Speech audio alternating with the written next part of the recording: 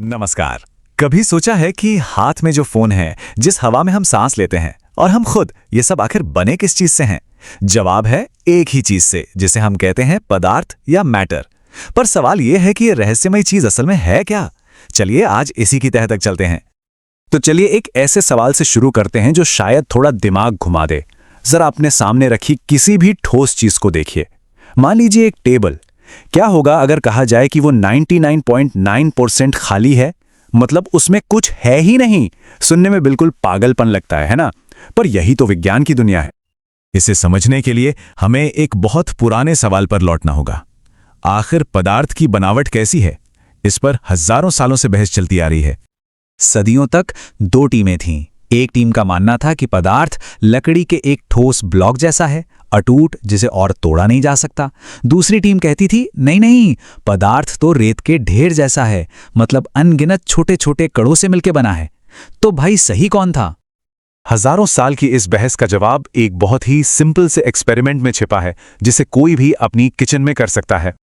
तो सबसे पहले एक गिलास में पानी लीजिए और उसके लेवल पर एक निशान लगा दीजिए। फिर उसमें थोड़ा नमक डालिए।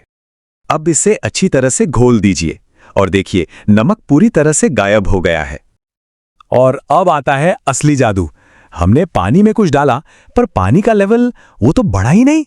अरे ये कैसे हो सकता है? ये तो फिजिक्स के सारे नियमों के खिलाफ है। तो सवाल ये है कि आखिर वो नमक गया तो गया कहां?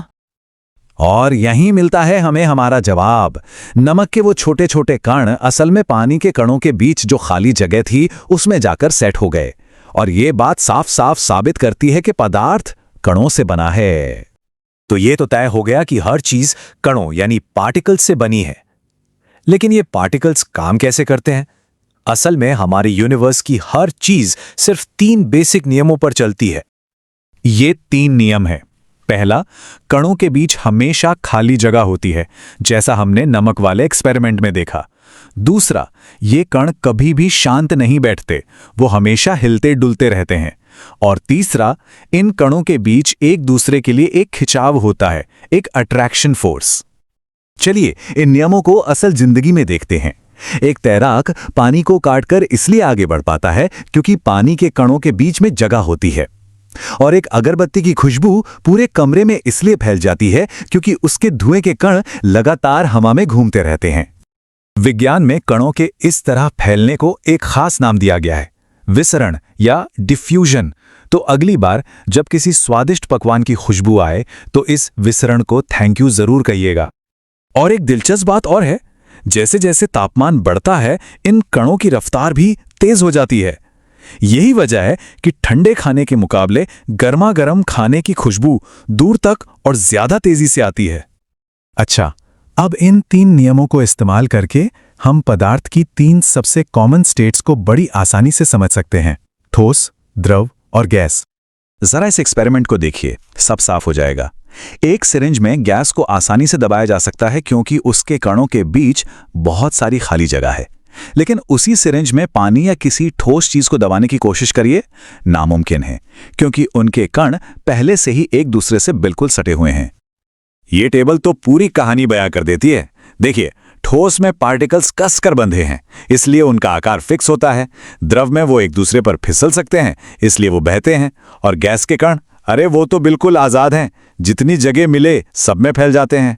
देखा, सारा का सारा खेल बस उन्हीं 3 सिंपल नियमों का है। चलिए अब इन साइंटिफिक बातों को अपनी रोजमर्रा की जिंदगी से जोड़कर देखते हैं। कभी सोचा है कि डेजर्ट कूलर गर्म और सूखी हवा वाले दिन में इतनी बढ़िया ठंडक क्यों देता है? इसका सारा राज वाष्पीकरण यानी इवैपोरेशन में छिपा है। जब कूलर का पानी गर्म सूखी हवा के कांटेक्ट में आता है तो वो तेजी से भाप में बदल जाता है। लेकिन भाप बनने के लिए उसे एनर्जी मतलब गर्मी चाहिए। तो पानी ये गर्मी कहां से लेता है? हवा से। नतीजा, हवा अपनी गर्मी खो देती है और ठंडी हो जाती है। एक और रोज का सवाल, ठोस होने के बाद भी बर्फ पानी पर तैरती क्यों है? ये पानी के सबसे अजीब बिहेवियर में से एक है। ज्यादातर चीजें जमने पर सिकुड़ती हैं, पर पानी फैलता है। जब पानी बर्फ बनता है तो उसके कण एक पिंजरे जैसा स्ट्रक्चर बना लेते हैं, जिसमें बहुत सारी खाली जगह होती है। इस एक्स्ट्रा खाली जगह का मतलब है कि उतनी ही बर्फ उतने ही पानी से हल्की होती है, मतलब उसकी डेंसिटी कम होती है और बस इसीलिए वो तैरती है।